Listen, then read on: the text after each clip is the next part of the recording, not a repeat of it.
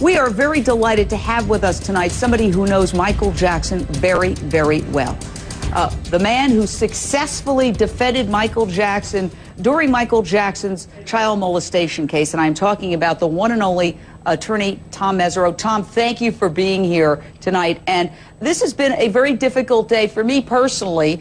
I am a recovering alcoholic with 16 years of sobriety, so I do bring that to the table. That does put a pair of glasses on my eyes because I do see things through the context of addiction. And then we hear in court that Dr. Arnie Klein, who Michael has known for a long time, remember the woman he married, Debbie Rowe, was Dr. Klein's nurse, and he married her in 1996, that Dr. Arnie Klein and his office have been giving Michael Jackson what other dermatologists and other experts have described as huge doses of Demerol for Botox and Restylane, treatments that I personally have had, that I have had with no mood-altering substances, that many Americans have had with no mood-altering substances. In one day, 300 milligrams. In 3 days, 900 milligrams of Demerol, which has been compared in strength to a morphine.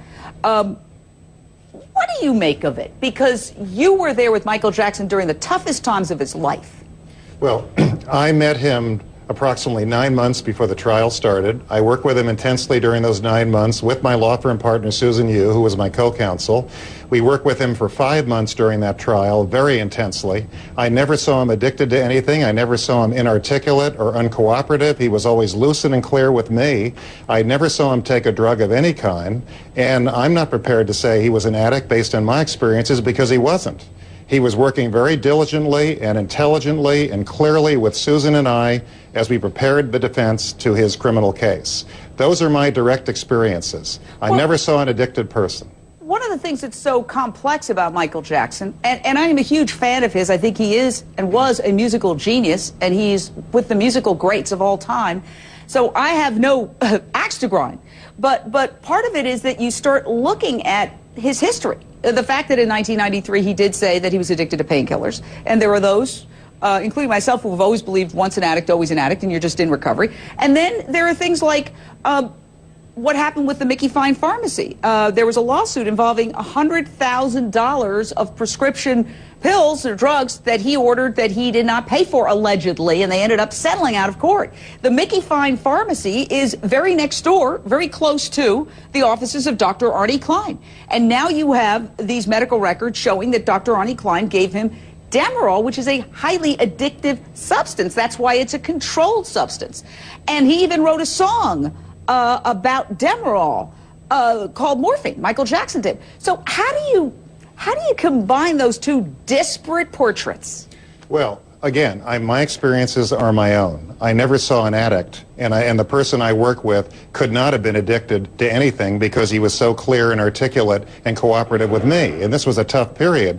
This was a period where you would have expected him to want some, sleeping medication or some anti-anxiety medication or antidepressant medication. Anyone in that position usually goes to a physician and gets something. Now, was he dependent as opposed to an addict? I don't really know. All I can tell you is I never saw an addict that I was representing in Michael Jackson. I never saw a person who couldn't articulate, couldn't think clearly, couldn't respond, couldn't cooperate. He would call me at 3 in the morning. He would call me at 4 in the morning. He would call Susan Yu, my law partner, at 3 or 4 in the morning. He was always lucid and always clear. So as far as the evidence you're describing, does that make him an addict if it's true? Well, I don't know. I'm not the expert. Look, that's a word. And we could sit here and disagree and have an argument over semantics. But how do you explain why he would want these huge quantities of Demerol for Botox and Restylane? Well, how do you explain why a physician would give him this kind of medication if it's inappropriate? I'm not the physician and I'm not the expert, but I think whatever these physicians actually did should be looked at very closely. Now, none of this exonerates Dr. Conrad Murray for giving him propofol in the home under those horrendous conditions. I mean, we're talking about Demerol, we're talking about pain medication. What about what Conrad Murray did? He's the one on trial as far as I'm concerned. And whether Michael Jackson was addicted or not, whether he was dependent or not, whether he needed help or not, it was Dr. Murray's professional obligation to treat him properly, not to have propofol in the home, not to give it to him without proper equipment or trained personnel, not to leave him alone, not to lie to paramedics, not to lie to police, not to lie to hospital personnel. None of this exonerates Conrad Murray as far as I'm concerned. Now, there are those who say that Dr. Arnie Klein should be investigated, given what was revealed in court today, the amounts of Demerol he gave Michael Jackson. Again, a controlled substance that is, by the FDA's own definition, highly addictive. Do you think Dr. Arnie Klein should be investigated? I don't know enough about the evidence, to be honest with you. I did hear what was brought up in court today. I don't know Dr. Klein's position, and I don't know what he really did or not. My understanding was there was a question raised in court as to whether the records are even authentic. Well, I just don't know. We had the attorney for Dr. Arnie Klein on just a little while ago, Garo Gazarian, and he did not dispute the records. I mean, look, we can dance around it. The fact is, millions of Americans have had Botox and Restylane treatments. They're injections to your face. I've had them. I'm not proud to sit here and say that. I mean, I don't care one way or another, really. I stopped taking Botox. But I didn't have any mood-altering medication. At the most, for Restylane, you have a little local anesthetic around your face that is not mood-altering, that just, you know, makes the prick of the needle, you don't feel it. But, I mean, let's be real. The idea of giving Demerol for that is akin to giving, in some eyes, heroin for a root canal.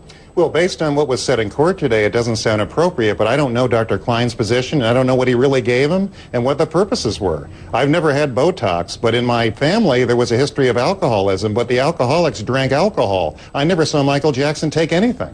I just never did. So Nor did he seem to be acting as if he had taken something. Okay, and I'm not trying to put you on the spot, Tom. I mean, I appreciate you being here, and we'd actually scheduled this interview before this day, which was perhaps the most controversial day of the trial on some levels.